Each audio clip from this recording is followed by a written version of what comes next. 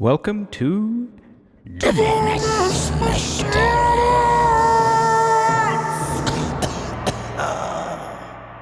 the podcast from Yoggoth.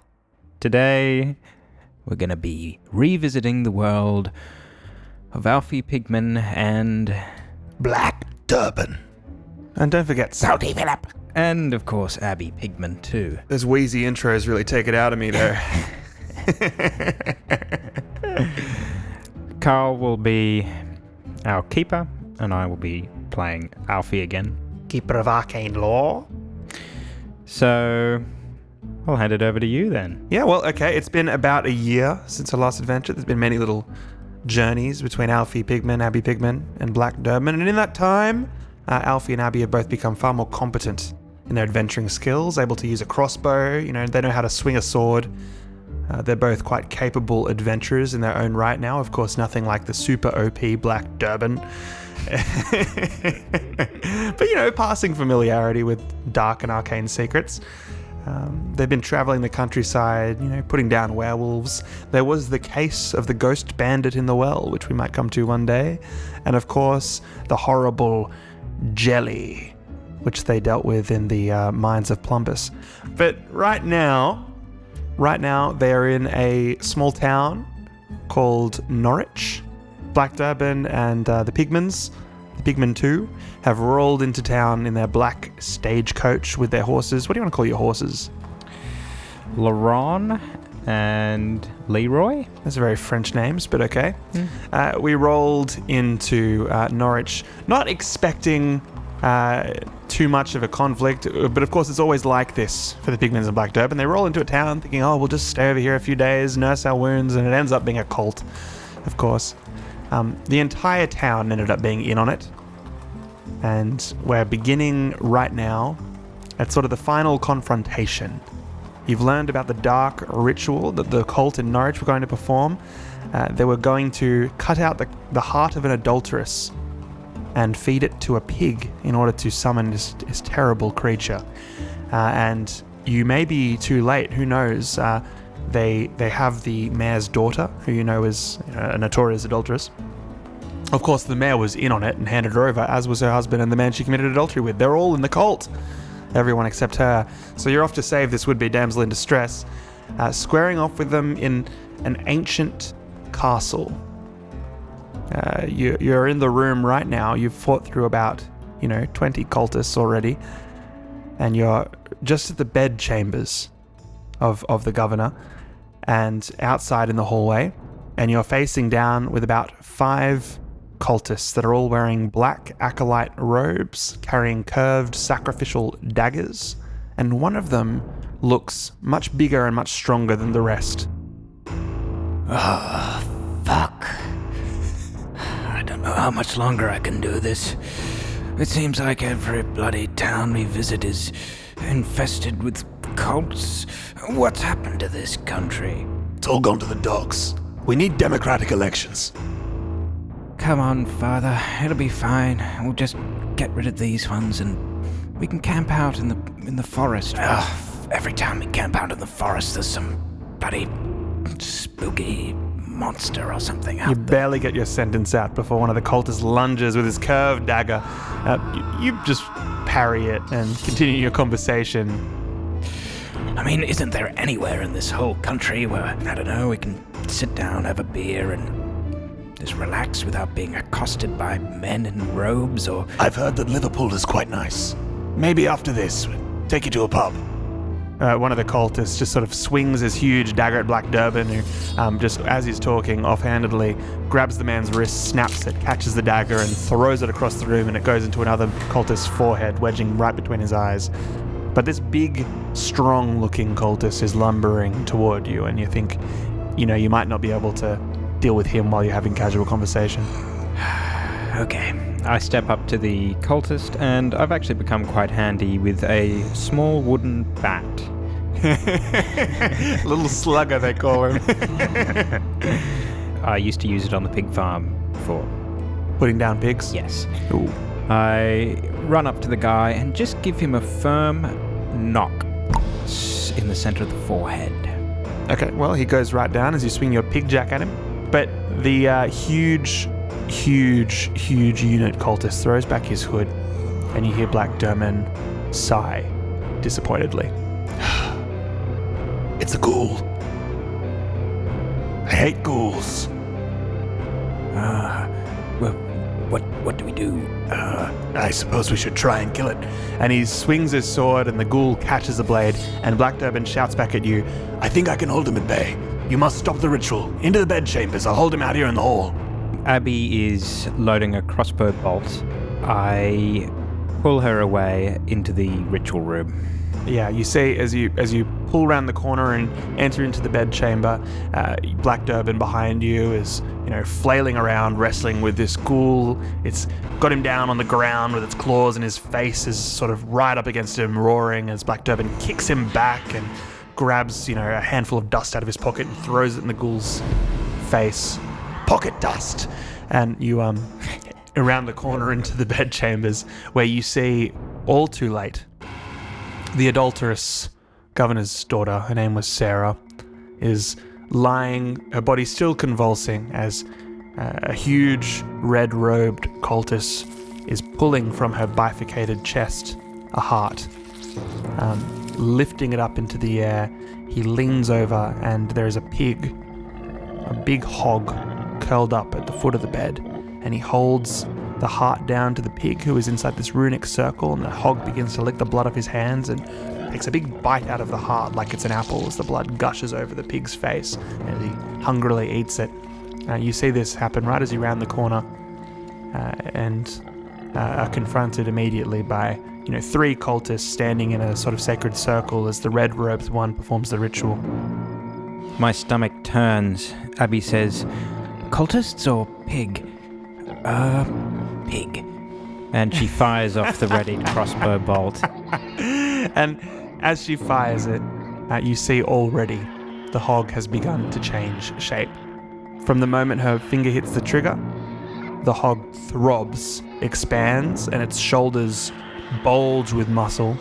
And as the bolt flies through the air, by the time it hits the pig has become this huge, monstrous, throbbing abomination. It looks like a pig maybe had a baby with a sea urchin, and then it got pumped up on roids. It's this humongous, throbbing, urchiny, spiny, tentacled hog monster, and the arrow hits it and sinks into it. Like it hits it with a wet slapping sound and then sucks into its fat. Just gonna do a look around the room. I'm disgusted and my stomach is turned, of course, but is there anything around the room on fire that I could use? Oh yeah, there's candles and there's a little fireplace in the corner of the room. Okay, I'm gonna pull out a hip flask of Durban's moonshine, which is, I don't drink this stuff, but it does come in handy in situations such as these. Durban keeps some strong grog. Is it a stone? So this is a stone castle, I'd imagine. Oh yes. But there's a wooden floor in this room, and there's carpets, there's pelts, there's all sorts of things in the room that look like they might burn. A big 4-poster bed. I pull out the flask. Abbie knows immediately what I'm going to do, and she begins to step back out of the room, reloading the crossbow as I stuff a piece of cotton into the end of the flask and lob it into the center of the room. Right. Now, as you're doing this, the huge hog monster fires out 4 sort of poisonous darts that shoot out of little blowholes that open in its skin like sphincters. These darts fire out of it like quills, and each land in the base of the neck of the cultists. Just the back of the base of the neck, right in their spine, sinking deep, injecting some kind of horrible serum into their spinal cord. And you see the cultists begin to froth, convulse, their pupils dilate, and they let out this horrible scream as they run toward you. The hog creature wastes no time. It leaps from the castle window, smashing through and out into the night. But your Durban cocktail flies through the air and ignites the bed, sending it up in flames, torching the corpse of the now dead Sarah, and lighting 2 of the cultists at the back of the room on fire. But strangely, they seem completely unperturbed by the flames and continue to fight. we fall back out of the room, slam the door shut. How's Durban? You see Durban sitting against the wall with a big scratch in his shoulder, and another fresh scar is going to be forming on his face pretty soon, as a big claw mark has sort of raked down his forehead, joining the spiderweb of scars that make Black Durban's calcified and all carved up, calloused face. And he's got one foot resting on a beheaded ghoul, and he's picking his teeth with one of its fingers. Durban sees the look on my face, and we fall back as I hurriedly explain something coming out of this pig and a heart, and then these cultists. It jumped out the window. I threw that moonshine stuff. We've only got moments. Yeah, Durban casually walks over and pushes over a large statue to block the door. And you can see it shaking and rattling as the handles are rattling and smoke is starting to billow under the door. It smells like cooking pork. But that's quite a similar smell to cooking human meat. Mm-hmm. Durban says, Finished the ritual, did they? Yep. Well, this seems to happen all too often. I've become quite convinced that we don't really seem to bring a lot of good when we come to town. And no one would have known that women were an adulterer if we hadn't let the cat out of the bag. Well, we really have let it out of the bag, and in this case, it's not a cat. No. It's a giant pig. A glimmer, they call it. A glimmer? A glimmer. A hog monster fed on the heart of an adulteress. Don't you know your monster lore? Haven't you been reading the books I gave you while we travel? Look, I'm still struggling with the alphabet. Well, terrible monsters of England, A through Z, will be tricky for you then. Well, G is for glimmer, Pigman. And a glimmer is almost impossible to kill. It sends every creature it touches with its terrible darts into a horrible, lustful, primordial frenzy. Even the plants are horribly malformed and driven into an overdrive by its presence. Let loose in the forest here, it'll create a den, no doubt. Cause a problem that'll take centuries to snuff out. The only way to deal with it is with magic, I fear. The very thing I set out to destroy. Oh, dear. Has the room started to burn down? Oh, yeah, we should probably get going. This castle's gonna be well on fire in a few minutes. as you round the corner, you see two more cultists run, and Abbie patiently fires off a hand crossbow, just killing one of them. Black Durban throws a knife and kills the other. They don't even seem to stop their conversation as they walk through, just killing cultists. One sneaks up behind Pigman and he hits him with a slugger. He hits his head on a window and smashes out, tumbling 4 stories from the castle. As you get out to the grass below, you can see the castle going up in flames behind you as all the wood and things burn, leaving the stone to crumble in on itself. Surveying the small town below. Complete chaos. So in the process of putting a stop to the cult, you've torched more or less the entire town. There's, a few smouldering fires. You can hear some screams, but really, it turned out that every single person in the town was in on the caper, just about.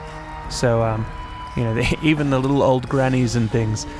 So it ended with a sort of Hot Fuzz style shootout, if you can imagine that. Little old ladies and the priest and everyone just sort of coming at you with pitchforks and crossbows as you put down the whole town. It was a real mess, and it was super cool. But there's not much left of Norwich. Black Durban says to you, We'll have to double back.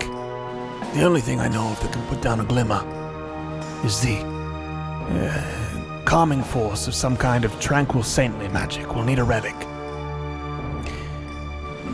Like the Hand of St. Pius? That's a bloody good idea. Something like it, yes. The Hand of St. Pius, the great censer of infinite calm, something like this. We'll need to return to the base, to the center from which my order come. I've told you of it before. The sacred tabernacle of the Fifth Monarchy. Yes, I still don't quite understand what the devil a tabernacle is, but I guess That sort of means a tent, but really it's a big bloody castle. You'll see when we get there. It's rather strange. Now, the three of you set out. It's about a day's journey. You happen to actually be quite close to the secret location from where Black Durban's order hails, although strangely and peculiarly everywhere is quite close to the sacred tabernacle of the Fifth Monarchy. Black Durban tells you that due to a strange idiosyncrasy and the relationship between his order and the sort of holy magics that protect them, any point of England is about 1 day's journey from the sacred tabernacle of the Fifth Monarchy if one knows how to find it. Black Durban, what about the Fourth Monarchy? That one sucked. No. It's a reference to the Book of Daniel. The great statue of 5 kingdoms, prophesied by Daniel, and the 5th kingdom made of gold that would stand forever, the kingdom of Jesus himself. My order teach that the 5th monarchy, the 5th kingdom which will stand forever, the kingdom of Jesus himself, is nigh at hand. Sounds like a cult to me. Well, shut up.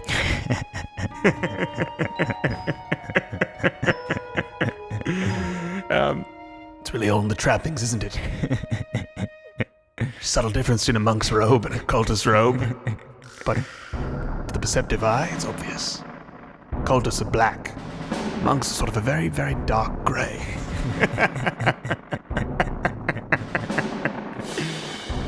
As you approach the sacred tabernacle of the Fifth Monarchy, you see a castle standing on a hill, but something strikes you about it that is very, very off-putting.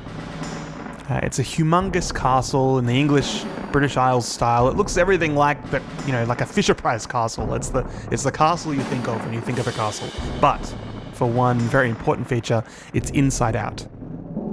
All of the fortifications, the ramparts, the siege weapons are all facing into the castle, as though it had been built to resist a siege from within, rather than to defend against, an outside invading army.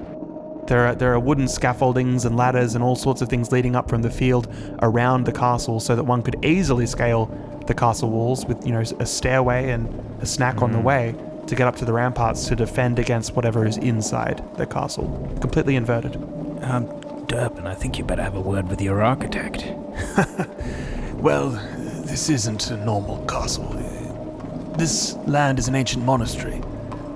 Before the monasteries were reclaimed, of course, by King Henry. Now it belongs to my order.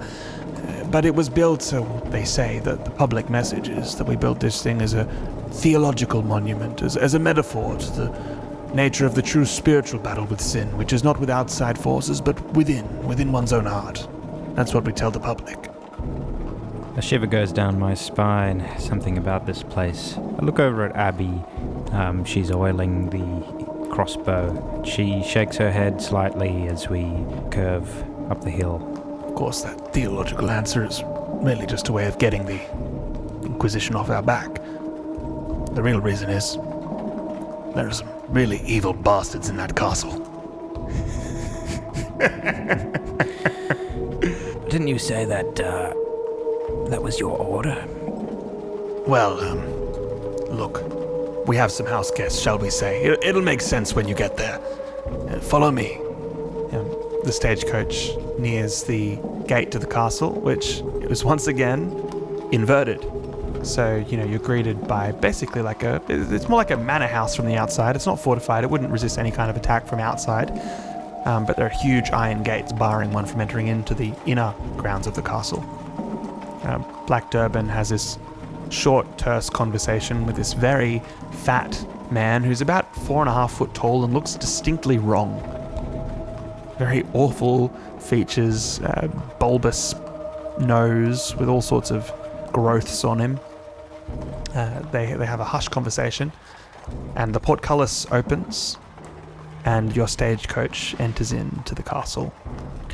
I have a funny feeling of not entering the castle, but leaving Yeah, you think it's much easier. It wasn't that hard to get in. It's getting out that's a trick.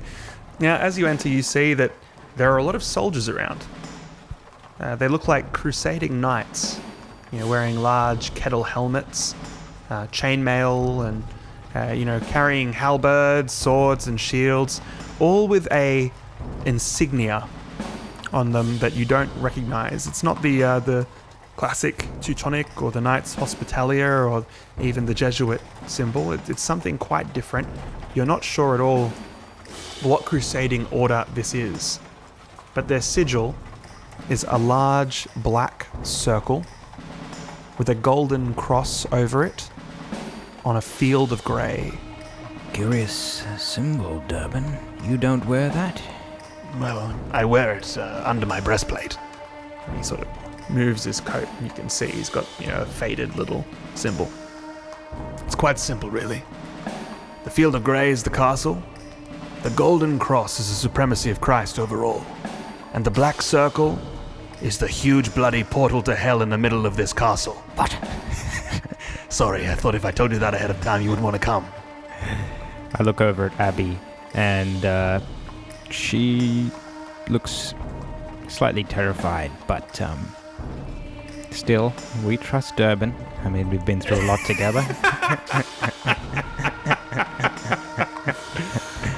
Well, I suppose it's about time you met the head of my order. Come with me. I'll introduce you to Lord Quickshanks. One small problem. Yes? I didn't tell them we had a woman with us.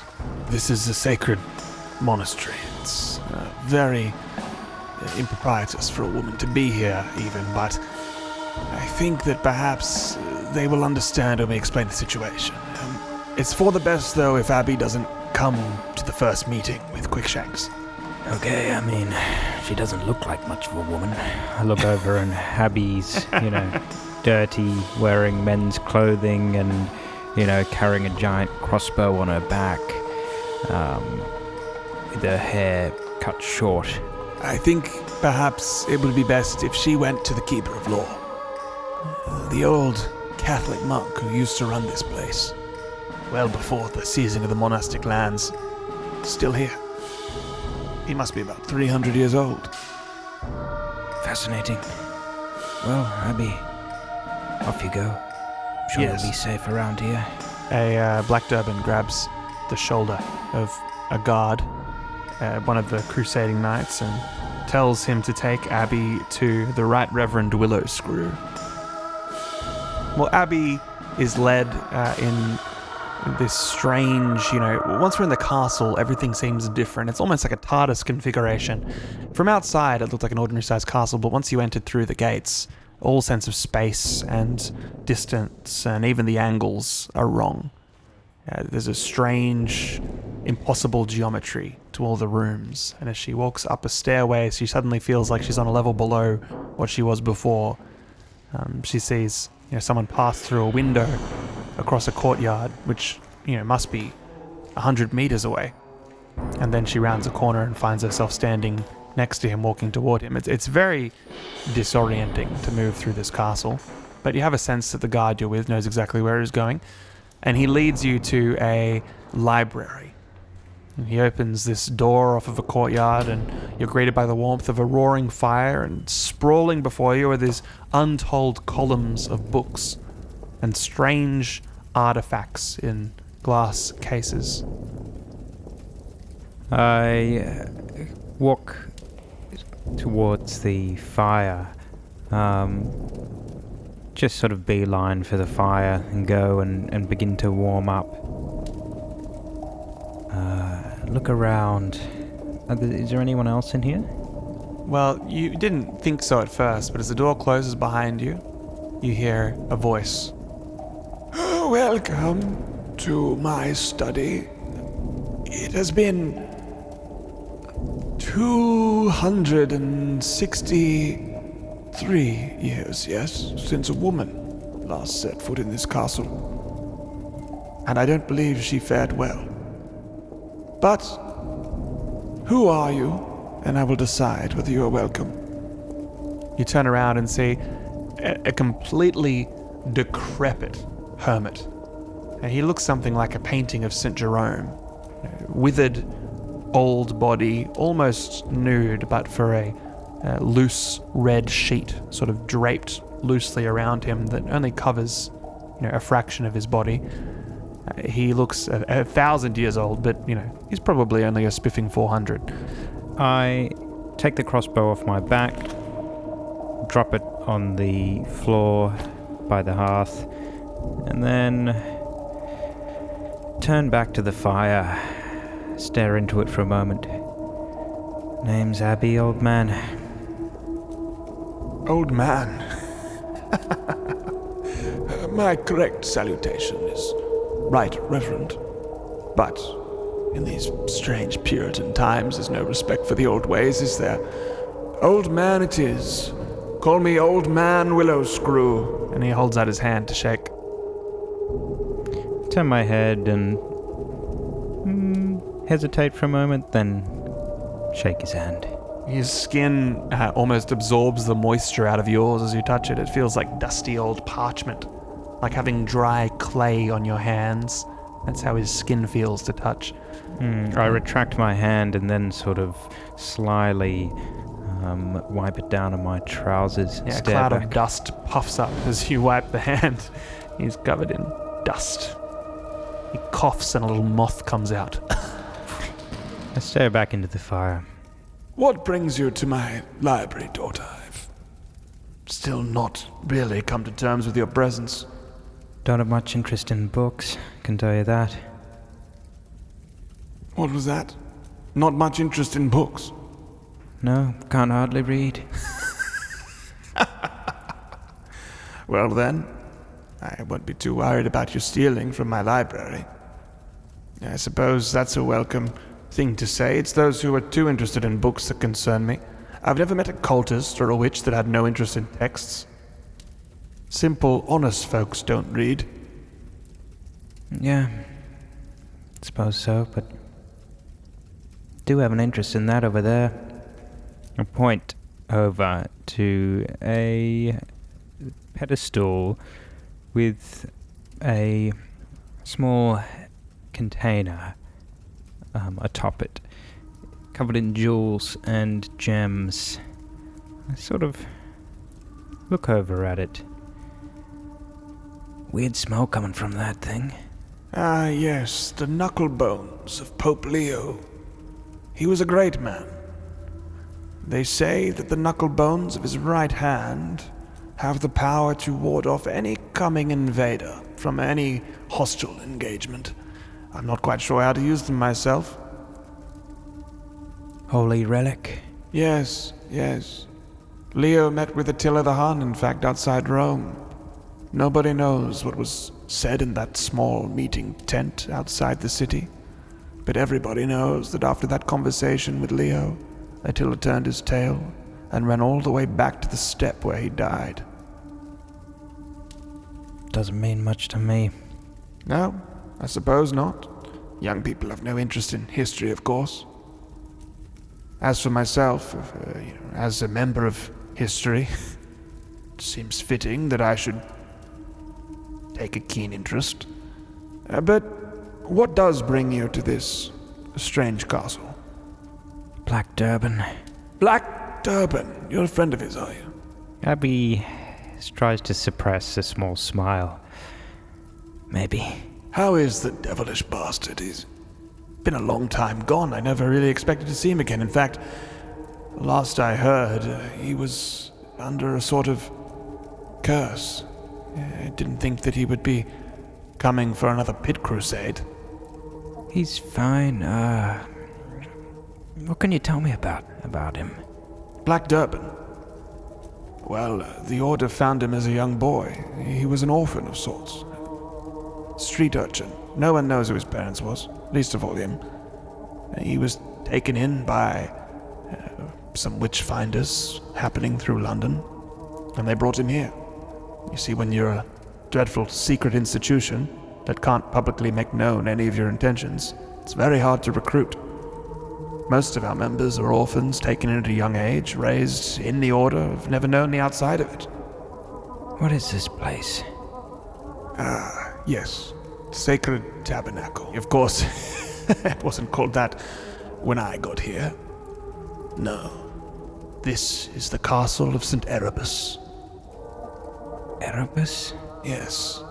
The primordial angel. Watcher over the void. Watcher over all darkness. Yes, this castle was once upon a time man's only defense against the dark machinations of evil that dwell below, in the underplaces, in the great sea of roots. The fifth monarchs, these Puritans, the new management here that have taken over, they believe that this is the pit from which Apollyon will crawl at the advent of Christ and bring his armies of hell.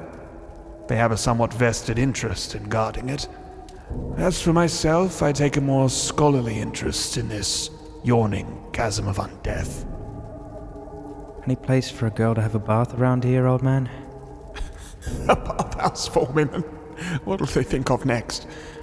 Well, you could use my private chambers. The rest of the bathing areas are public, and that would be wildly inappropriate. Through that door over there, you'll find my lodgings. They're simple, but there should be some soap in there and things. I give him a glance and then pick up my crossbow and trudge over. Yes, some of us bear our crosses, others our crossbows. I'll see you when you're clean. You make your way into the lodgings, and they are indeed simple. In place of a bed, he just has a stone slab with a very small, flat rock instead of a pillow. You think that this is a very extreme form of penance or something, that he just sleeps on this cold stone slab with a rock for a pillow. He seems to have no possessions. You can see no other clothing hanging up in the room. Nothing that would in any way indicate the least fixation with the material world. In fact, everything of interest to this man seems to be within his library. His room is almost entirely bare. And the bathroom is indeed simple but fitting. It's a sort of a timber wet room. A large timber room, almost Nordic in style, with a sauna. So there's a little coal fire blazing in the corner that you can ladle water onto, and a large tub. The castle seems to be irrigated with a natural spring, which is rather lovely. And water flows in a faucet, which you've never seen before, but you've heard of in stories. I wash, scraping the dirt and refuse off my body, and then emerge. You see the Right Reverend Willowscrew drinking a goblet of blue wine, which as he sips stains his lips blue. I don't suppose you've ever tried blue wine before. I take a whiff. It smells very, very strange. Completely unrecognizable. It has the smell of something ancient. But here, have a glass. I smile and take a sip. As you taste it, the sense experience isn't taste at all. As you drink this wine, you seem to taste it in your mind and in your memory. And you are flashed with all these recollections of things past, of old forgotten secrets and musty tomes. You see a huge, lumbering city sprawling, built on top of itself countless times, swarming and teeming with all sorts of strange creatures and insidious places. Angels move on scaffold grids over, and you think that you recall the story in the Bible of Jacob's ladder. And as you sort of finish the palate, it sort of ends with a nice cherry flavor. I shiver and then look at the old man. Wine made with blue grapes from the underside. Strange things come out of that pit. Strange things indeed.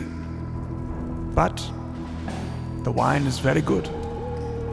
Willowscrew, you asked me why I'm here, and truth be told, I I don't know. One night, my father, Alfie, he plucked me from bed and he said we had to leave. Something strange happened that night. My mother is long dead, but that night I heard her. What did she say? Having sipped this wine, you feel a strange clarity of recollection.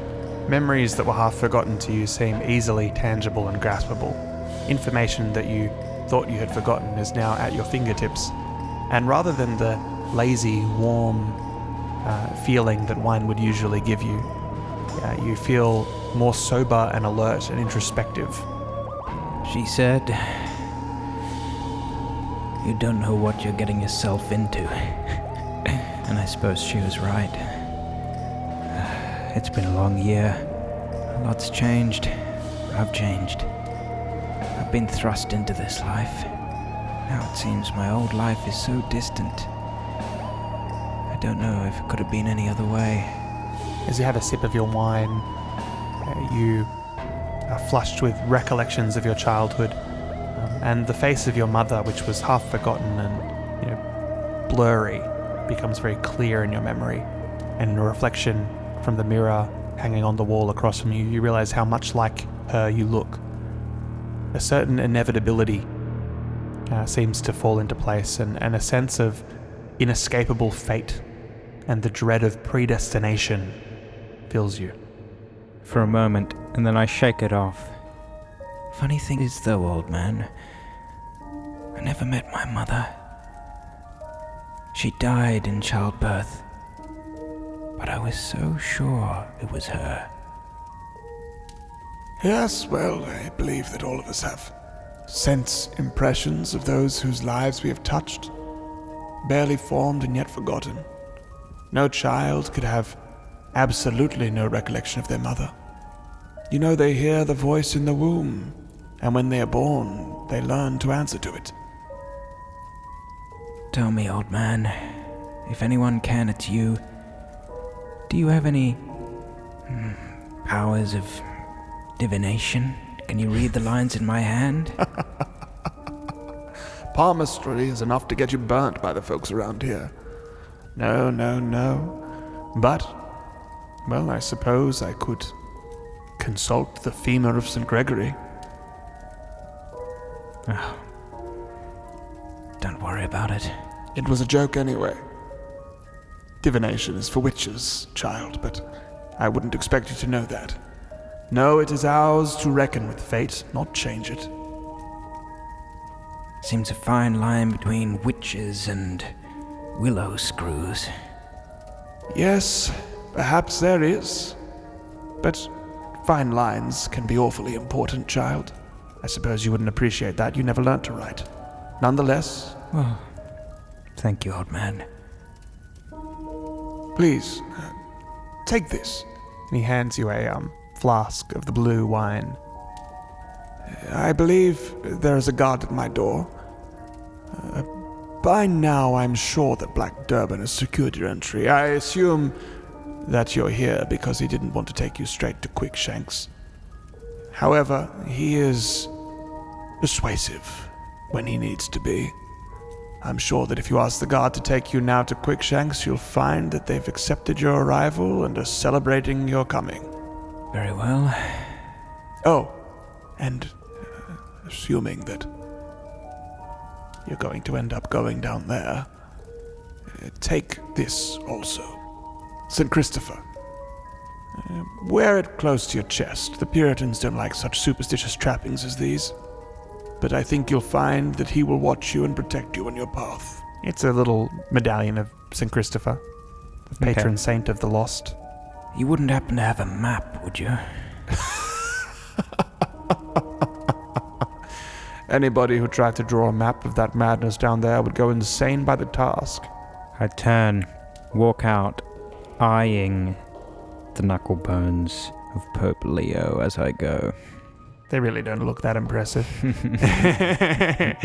You make your way out, and the guard begins to escort you. Now, Black Durban, as much as it is good to see you here, good to see you indeed. I've missed you in all your absence. You know what I thought just this morning? How I missed the voice of that cold, cruel bastard creeping down my neck and at my table. Oh, yes, I miss his sarcastic and glib remarks about how awful I look in the morning. I even miss the way he used to contemptuously look at the other soldiers as though they were inferior to you. You know, I miss that, Black Durban. Where have you been, you old black bastard, or should I say, very, very, very dark grey Durban? I look bemused at this character. Yeah, he is very, very, very thin. He's almost like a bean with eyes. He does have very deep lines in his face, and the long, drawn, stretched chin that he has only adds to the look of austerity, as does the lank hair that hangs in a single curl wrapped on his forehead. He's wearing, of course, the, very, very, very austere garments of a Puritan pilgrim, with, a collar and some buckled boots. He even has one of those big, pointy Puritan hats. He looks every bit the image of a model, upright witch hunter. I take a knee. My lord, Alfie Pigman is my name, and Pleased to meet you, Pigman. Do you know how rare it is I meet an adult man who's grown up outside of these walls? It's good to see one, good to see a man here. I'd love to have men in the castle from outside, bring a bit of masculinity to the place. Yes, I stand up again and kissing his hand. What a fine place you have here. Yes, thank you very much. I can't take much credit for the design, of course, or his popish trappings. If it were up to me, I'd smash out these stained glass windows, bloody superstitious things. But then, the Father Superior, the old guy who used to run the place, tells me that they're watered with charms that stop the demons from eating our souls. Well, just in case I've left them, but, it's a wonderful castle, really. It catches the light just so. we're actually after a certain holy relic or something that could help us. We had a bit of an issue with an oversized pig creature, and let's just say it's marauding around the forest. And He means a glimmer. A glimmer? They pulled off the adulterous heart and the pig thing. They did all that, did they? Yes, exactly the thing. I suppose in these dark times, it's all too easy to find an adulteress. We'll have glimmers running all across the country in a minute, won't we? That's why I myself advocate for a policy of eliminating pork from the diet, as in the rules of Leviticus. If we all follow the prescription of the Lord, there wouldn't be any pigs to eat adulteresses' hearts. Of course, there wouldn't be many adulteresses either. But, you can only expect so much. Quite. what about some sort of golden sword with jewels in it? You wouldn't happen to have any, maybe anointed with holy water or... I think you want to talk with the old Abbie if you're after silly trappings like that. No, truth is, gold is far too heavy and holds a terrible edge. I think you want steel, sir. Right, yes, sorry, I'm not used to these sorts of things, you see. Listen, I assume you're here to join a Pit Crusade? Pit Crusade? Well, that's the old name for them. I prefer to call them expeditions, but the papists had called them Pit Crusades for so long, it's hard to shake the name, I'm not quite sure. You've never heard of the Crusades? They were fairly significant and not that long ago. Durban's a secretive man, and I'm not well read. Of course, everybody knows of the Crusades to reclaim the Holy Lands. There are many other secret crusades, and many regard the crusade to Constantinople as a great failure because it resulted in the sacking of a Christian city rather than an army reaching the Holy Land. Of course, that's the public story. The secret is, the ruler of Constantinople had gone very, very dark. No, that was the intention all along. There have been many secret and bleak crusades called by the Pope over the years, and this one is an ever-vigilant eternal one. Even we, who believe the Pope himself is the Antichrist, well, we've been reluctant to part with the mandate. No, the Pit Crusade was called... when was it, Durban? It was called by Pope Gregory long ago. Long ago. Yes, Greg or Gregory, whatever he was. This Pit Crusade is the constant expedition of holy men into the deep darkness below to keep the forces of hell at bay and prevent them from ever coming to the surface. So it's true then, there's some sort of pathway to the underworld? Yes. Have you not read the Book of Revelations, child? Not read a book, see. Not 1 year ago, I was just a humble pig farmer. Ah, good, I like humble men. Humility is the chief of virtues, the prince of virtues itself, and illiteracy is a great safeguard against heresy. Thank you, sir. Yes. Well, in the Book of Revelations there is a great and yawning chasm, a pit from which Apollyon comes with all of the angels of hell, bringing darkness and ravenous plague upon the land. Yes, a dreaded thing. In fact, a few of them got out some years ago. You might have heard of the Black Plague. It all makes sense now. Yes, quite. Well, anyway, our army's stationed here to prevent that happening again. So it wasn't the Jews? No. Jews would be much easier to stop from climbing out of this pit. Of course, you always need a convenient political excuse. If the public knew there was a great yawning chasm to hell, they'd want us to fill it in. But if we went and did that, we couldn't get inside, could we? And if we couldn't get inside, we wouldn't be able to bring out all the treasures. You see, there's much to be gained in this great hole as well, isn't there? Treasures? Yes, all the forgotten, dreamed of, and barely remembered relics of our past are somewhere down there. And would a man have a right to these treasures if he were to, find them himself? Man has a right to what he can take when the owner in question is Satan. We have no obligation to his demands of right ownership of property. Yes, anything dreamed of can be found in those lands below. Excalibur, or perhaps even the Lady of the Lake herself, all lying ready for the taking, but the Pit Crusades are catastrophically dangerous, and for every artifact or relic we manage to recover, we lose hundreds of men. A dangerous business, crusading. Of course, I myself seldom go past the outposts, but at the moment, perhaps it's that glimmer you spoke of. There seems to be a hideous corruption. We were mustering forces just as you arrived at the gates. We heard tell from below of strange disturbances, movements in the roots, a pollution in the underforest. I pull Durban aside for a second. Durban, what are we doing here? Is it safe to go down into that hellish pit? The thing we need to kill a glimmer is in that hellish pit. Because the thing we need to kill a glimmer doesn't exist. What about the hand of Pope Pius? Oh, it's not real.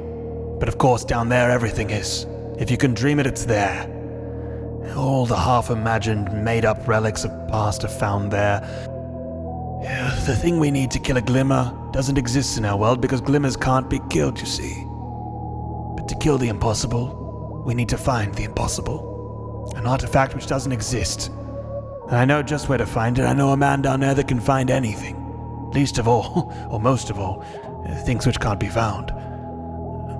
There is something I neglected to tell you, though, Pigman.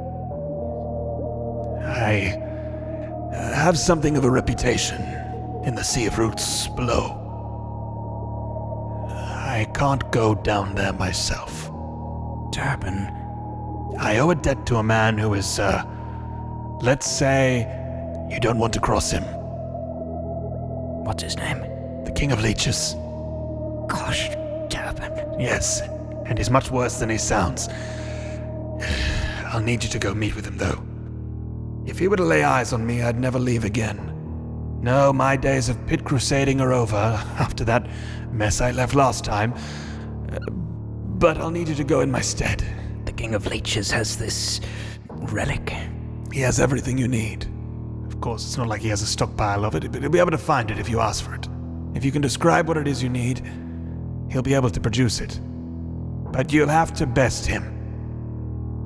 Yes, I take it he is not friendly fellow. He's called the King of Leeches. Does he sound friendly to you? Of course he's not friendly. He lives in a tavern, which he keeps himself.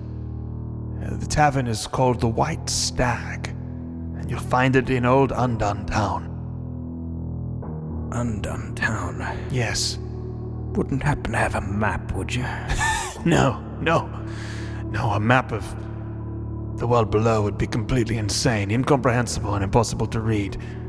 Of course, one knows the expression of Jerome, the heart is deceitful above all things. Durban, I'm sort of furtively glancing over at Quickshanks. surely there's more qualified men than I am. Oh, yes, but they're all rather stupid, you see, and do exactly what Quickshanks wants.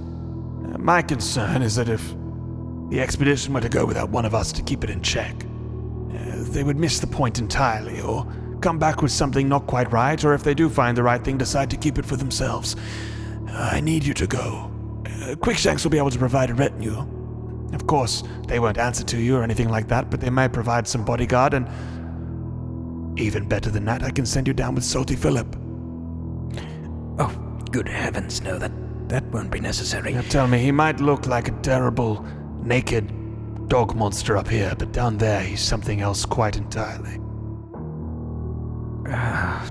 Just the thought of it makes my stomach turn.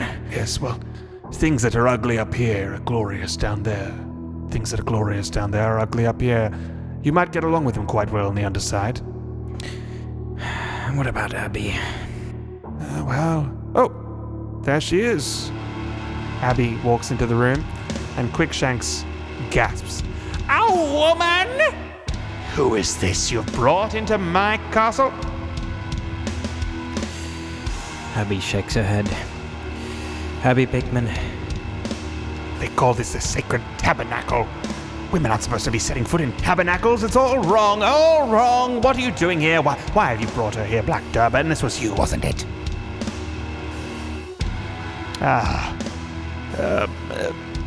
Perhaps her father should explain. Look, she is my daughter, and where I go, she goes.